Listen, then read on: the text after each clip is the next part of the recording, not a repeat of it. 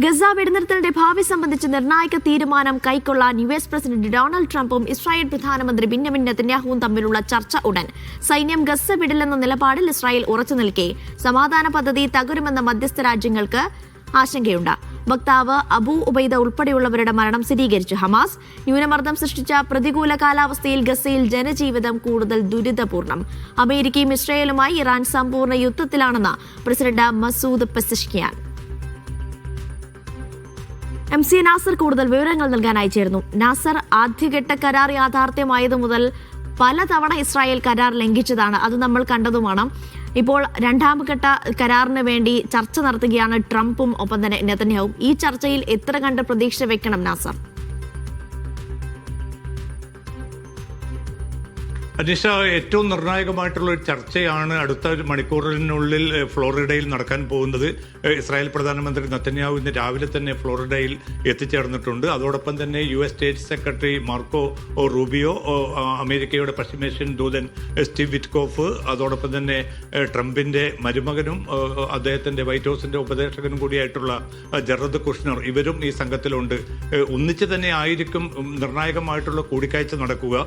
ഗസയിൽ ഒക്ടോബർ 10 പ്രാബല്യത്തിൽ വന്നിരിക്കുന്ന ഈ വെടിനിർത്തൽ ഇനിയും നീണ്ടുപോകുമോ, അതല്ല ഇടക്ക് വെച്ച് അത് അവസാനിക്കുമോ എന്ന നിർണായകമായിട്ടുള്ള ചോദ്യങ്ങൾക്കുള്ള ഉത്തരം കൂടിയായിരിക്കും ഇന്ന് രാത്രി ഫ്ലോറിഡയിൽ നിന്ന് ലഭ്യമാവുക. എന്തായാലും ഇസ്രായേൽ ഈ വെടിനിർത്തൽ മുന്നോട്ട് കൊണ്ടുപോകാൻ തങ്ങൾക്ക് താല്പര്യമില്ല എന്ന അർത്ഥത്തിലുള്ള പ്രതികരണമാണ് ഇസ്രായേൽ പ്രതിരോധ മന്ത്രിയും പ്രധാനമന്ത്രിയും മറ്റ് മന്ത്രിമാരും ഒക്കെ നടത്തിക്കൊണ്ടിരിക്കുന്നത്.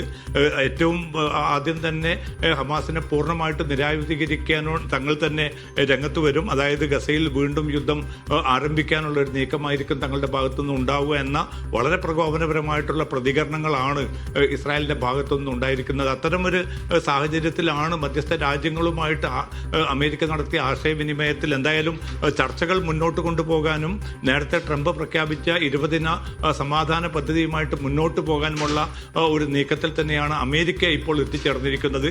പക്ഷേ ഇസ്രായേലിനെ എത്ര കണ്ട് ഇതിനെ പ്രേരിപ്പിക്കാൻ അമേരിക്ക തയ്യാറാകും എന്നൊരു ചോദ്യം ഉയർന്നു വരുന്നുണ്ട്. ആ ചോദ്യത്തിനുള്ള ഉത്തരം ഇന്ന് രാത്രി നടക്കുന്ന ചർച്ചയോടുകൂടി ലഭ്യമാകുമെന്നാണ് സൂചന ലഭിക്കുന്നത്. എന്തായാലും അമേരിക്കയുടെ ഉദ്യോഗസ്ഥരും അമേരിക്കൻ ഉന്നത വൃത്തങ്ങളും ഒക്കെ വ്യക്തമാക്കുന്നത് ജനുവരിയോടുകൂടി തന്നെ ഈ രണ്ടാം ഘട്ട വെടിനിർത്തൽ കരാർ പ്രാബല്യത്തിൽ വരും. എന്തായാലും അധികം സമയം വൈകാതെ തന്നെ അന്താരാഷ്ട്ര സേനയുടെ വിന്യാസം ഗസയിൽ നടക്കും. തുടർന്ന് ഹമാസിന്റെ നിരായുധീകരണം ഉൾപ്പെടെയുള്ള കാര്യങ്ങളിലേക്ക് ചർച്ച നീളും. എന്തായാലും ഈ സമാധാന പദ്ധതിയിൽ നിന്ന് പിറകോട്ടില്ല എന്ന പ്രഖ്യാപിതമായിട്ടുള്ള വളരെ ശക്തമായിട്ടുള്ള ഒരു നിലപാടിൽ തന്നെയാണ് ഈ രാത്രിയിലും അമേരിക്ക നിൽക്കുന്നത്. പക്ഷേ ഈ ഇസ്രായേൽ പ്രധാനമന്ത്രിയെ അത് തെര്യപ്പെടുത്താൻ, ഇസ്രായേലിനെ അതിനെ പ്രേരിപ്പിക്കും. നിർണായകമായ ചർച്ച ഇന്ന് ഫ്ലോറിഡയിൽ നടക്കാനിരിക്കുകയാണ്. ട്രംപ് നെതന്യാഹു കൂടിക്കാഴ്ച നടക്കുകയാണ്. രണ്ടാം ഘട്ട വെടിനിർത്തലാണ് പ്രധാനമായും ചർച്ചയാകുക. പക്ഷേ അതിലെത്ര കണ്ട് പ്രതീക്ഷ വെക്കണം എന്നറിയില്ല. കാരണം നെതന്യാഹു ഇപ്പോൾ സ്വീകരിക്കുന്ന നിലപാട് യുദ്ധം തുടരാം എന്നുള്ളത് തന്നെയാണ്. ആദ്യഘട്ടത്തിൽ ഉൾപ്പെടെ നെതന്യാഹു മുന്നോട്ട് വെച്ച ആവശ്യം, അല്ലെങ്കിൽ അവർ മുന്നോട്ട് വെച്ച കാര്യം എന്ന് പറയുന്നത് ഈ ഹമാസിനെ പൂർണ്ണമായും നിരായുധീകരിക്കുക എന്നുള്ളത് തന്നെയാണ്. ആ ആശയത്തിലേക്ക് അല്ലെങ്കിൽ ആ തീരുമാനത്തിലേക്ക് എത്താൻ തന്നെയായിരിക്കും നെതന്യാഹു നീക്കം ഇടുക എന്ന് തന്നെയാണ് ഈ ചർച്ചയ്ക്ക് മുന്നോടിയായി നൽകുന്ന വിവരങ്ങളിൽ നിന്നും മനസ്സിലാക്കാൻ സാധിക്കുന്നത്. നാസർ തുടരുന്നുണ്ട് വിവരങ്ങൾ നൽകാനായി. നാസർ, ഈ പറഞ്ഞതുപോലെ തന്നെ മധ്യസ്ഥ രാജ്യങ്ങൾ ഉൾപ്പെടെ ആശങ്ക പ്രകടിപ്പിക്കുന്ന ഒരു ഘട്ടം കൂടിയാണ്. പ്രത്യേകിച്ച് ഈ സൈന്യത്തെ പിൻവലിക്കുന്ന കാര്യത്തിൽ നെതന്യാഹു സർക്കാരിന് അല്ലെങ്കിൽ ഇസ്രായേലിന് ചെറിയ ആശയക്കുഴപ്പങ്ങൾ ഇപ്പോഴും നിലനിൽക്കുന്നുണ്ട്. സ്വാഭാവികമായും യുദ്ധം തുടരാനുള്ള ഒരു താല്പര്യം തന്നെയാണ് അവരുടെ ഭാഗത്തു നിന്നും ഉണ്ടാകുന്നത്. അങ്ങനെയിരിക്കെ മധ്യസ്ഥ രാജ്യങ്ങൾക്ക് എന്ത് തരത്തിലുള്ള ഒരു ഇടപെടലായിരിക്കും ഈ ചർച്ചയിൽ നടത്താൻ സാധിക്കുക? ഒപ്പം തന്നെ ട്രംപ് എന്ത് നിലപാട് ആയിരിക്കും ഈ വിഷയത്തിൽ ചേർക്കുക? നമ്മളിപ്പോൾ ആദ്യഘട്ട ചർച്ചയിൽ ഉൾപ്പെടെ കണ്ടതാണ്, റഫാ അതിർത്തി തുറക്കുന്നത് ഉൾപ്പെടെയുള്ള ഉപാധികളൊന്നും ഇതുവരെയും പാലിക്കപ്പെട്ടിട്ടില്ല.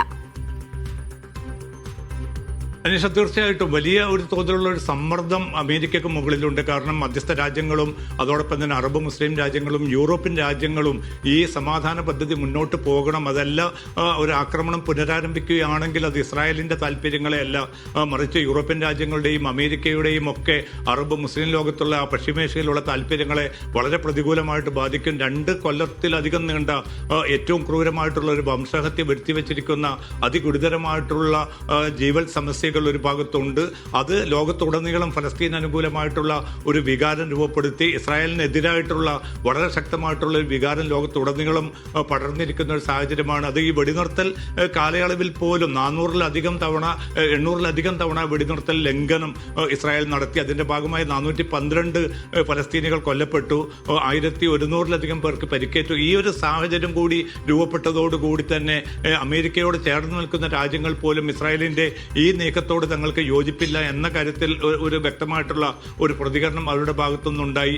ഈജിപ്ത്, തുർക്കി, ഖത്തർ എന്നീ 3 രാജ്യങ്ങൾ വളരെ ശക്തമായി തന്നെ ഒരു സമ്മർദ്ദം അമേരിക്കയ്ക്ക് മുകളിൽ രൂപപ്പെടുത്തിയിട്ടുണ്ട്. കാരണം തങ്ങളുടെ ഇടപെടലിലൂടെയാണ് അമേരിക്കയുടെ ഈ പദ്ധതി മുന്നോട്ട് കൊണ്ടുപോകാനുള്ള ഒരു അനുകൂലമായ അവസരമൊരുക്കിയത്. ഹമാസ് അതുമായിട്ട് പരമാവധി സഹകരിച്ചിട്ടുണ്ട്. കാരണം ജീവനോടെയുള്ള 20 ബന്ദികളെ ഈ വെടിനിർത്തലിന്റെ ആദ്യ ദിവസം തന്നെ വിട്ടയച്ചു. 28 ബന്ദികളുടെ മൃതദേഹങ്ങളിൽ 27 ബന്ദികളുടെ മൃതദേഹങ്ങളും കൈമാറി. ഒരു ബന്ദിയുടെ മൃതദേഹം മാത്രമാണ് തെരച്ചിൽ നടത്തിയിട്ടും ഇതുവരെ കണ്ടെത്താതെ പോയിരിക്കുന്നത്. അതുകൊണ്ട് ഹമാസിന്റെ ഭാഗത്തു നിന്നുള്ള ഈ അനുകൂലമായിട്ടുള്ള ഒരു നിലപാട് മുൻഗണന മുഖവിലക്കെടുത്തുകൊണ്ട് കുറെ കൂടി അനുഭാവപൂർണ്ണമായിട്ടുള്ള നീക്കം ഉണ്ടായിട്ടില്ല എങ്കിൽ ഈ സമാധാന പദ്ധതി തകരുമെന്നൊരു മുന്നറിയിപ്പാണ് മധ്യസ്ഥ രാജ്യങ്ങളായ ഈ 3 മധ്യസ്ഥ രാജ്യങ്ങളും അമേരിക്കക്ക് നൽകിയിരിക്കുന്നത്. അതുകൊണ്ട് തന്നെ ഇന്ന് രാത്രി നടക്കുന്ന ചർച്ചയിൽ ട്രംപും അതോടൊപ്പം തന്നെ മാർക്കോ റൂബിയോ ഉൾപ്പെടെയുള്ള സ്റ്റീവ് വിറ്റ്കോഫ് ഉൾപ്പെടെയുള്ളവർ ഈ ഒരു വികാരം തന്നെ ആയിരിക്കാം നെതന്യാഹുവിനെ അറിയിക്കുന്നത് എന്നാണ് നമുക്ക് മനസ്സിലാക്കാൻ സാധിക്കുന്നത്. അനീഷ.